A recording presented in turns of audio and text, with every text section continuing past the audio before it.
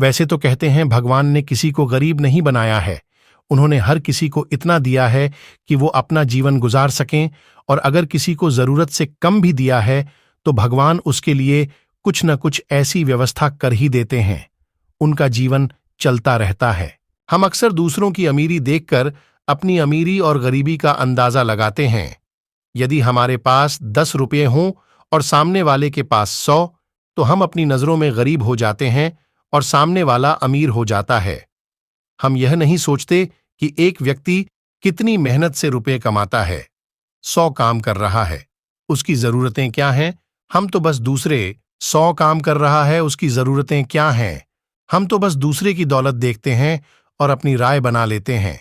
गौतम बुद्ध की आज की प्रेरणादायक कहानी के माध्यम से आप जानेंगे कि भगवान बुद्ध के अनुसार कौन धनवान और धनवान व्यक्ति होता है। साथ ही आप यह भी समझ जाएंगे कि गौतम बुद्ध हर व्यक्ति को अमीर क्यों कहते थे। गौतम बुद्ध की कहानी आपको बहुत प्रभावित करेगी और बुद्ध की इस प्रेरणादायक कहानी से मिली सीख आपके बहुत काम आएगी। एक बार की बात है, ऐसा हुआ, एक राज्य के राजा ने गौतम बुद्ध को कुछ दिनों के लिए अपने राज्य में आने का निमंत्रण दिया।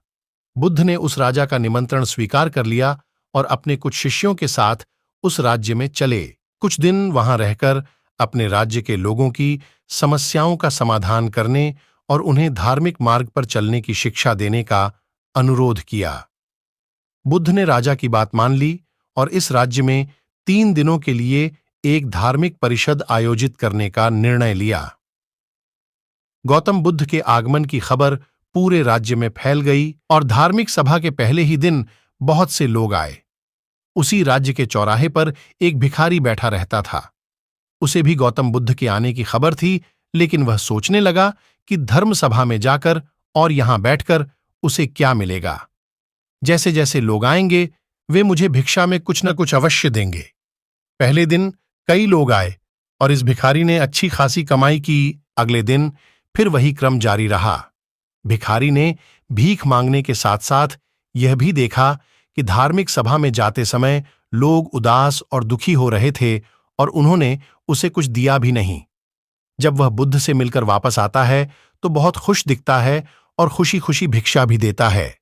यही सोचते सोचते दूसरा दिन भी बीत गया। तीसरे दिन जब बहुत कम लोग आए तो भिखारी परेशान हो गया। उसने कमाई नहीं की। उसने सोचा कि बुद्ध तो सबकी समस्याओं का समाधान दे रहे हैं, तो क्यों न मैं भी उनके पास जाऊं और अपनी गरीबी दूर करने का उपाय पूछूं। ऐसा सोचकर वह भी धर्म सभा में गया, लेकिन वहां लंबी कतार थी। बड़ी मुश्किल से उनकी बारी आई। बुद्ध के पास पहुंचकर उसने प्रणाम किया और कहा, प्रभु, इस गांव में सभी लोग सुखी हैं और सभी लोग धनवान तथा सुख सुविधा संपन्न हैं, फिर मैं गरीब क्यों हूं? तुम गरीब हो क्योंकि तुम हमेशा दूसरों से मांगते रहते हो, लेकिन कभी किसी को कुछ नहीं देते हो।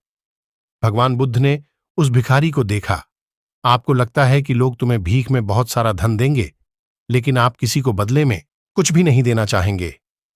ये सुनकर भिखारी बड़े आश्चर्य से बोला, हे प्रभु, क्या मैं लोगों को कुछ दूंगा? मैं भीख मांगकर ही गुजारा करता हूं। मेरे पास देने को आखिर है क्या? बुद्ध कुछ देर के लिए चुप हो गए और कुछ देर रुककर बोले, तुम बहुत मूर्ख हो। भगवान ने तुम्हें और हम सभी को किसी को देने या दूसरों के साथ बांटने के लिए बहुत कुछ दिया है। आपने एक मुस्कान दी है जिसे आप दूसरों के साथ साझा कर सकते हैं और उन्हें आशा और उम्मीद दे सकते हैं। तुम्हें आवाज दी गई है जिससे तुम मीठे बोल बोलकर लोगों की प्रशंसा कर सकते हो। तुम्हें 2 हाथ दिए गए हैं जिससे तुम दूसरों की मदद कर सकते हो। तुम्हें एक स्वस्थ शरीर दिया है जिससे तुम भीख मांगने के बजाय कड़ी मेहनत कर सकते हो। जिस व्यक्ति को भगवान ने बिना किसी कमी के ये चीजें दी हैं, वह कभी गरीब नहीं हो सकता। आप सिर्फ अपनी सोच के कारण गरीब हैं। जैसे ही आप इस सोच से बाहर निकलेंगे, आप खुद को दूसरों की तरह अमीर समझने लगेंगे और आपकी जिंदगी भी बेहतर हो जाएगी।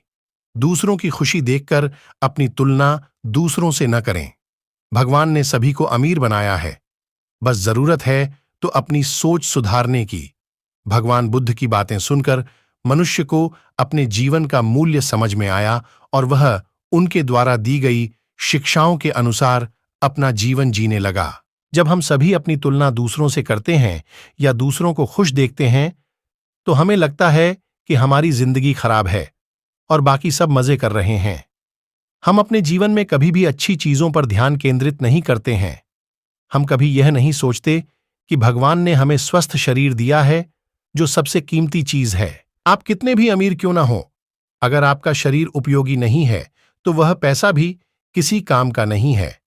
और वहीं अगर आप गरीब हैं लेकिन आपका शरीर बिल्कुल स्वस्थ है तो आप अपने आप में एक अमीर व्यक्ति हैं। कोरोना काल में हम सभी ने देखा है कि पैसे से ज्यादा जरूरी स्वस्थ शरीर है।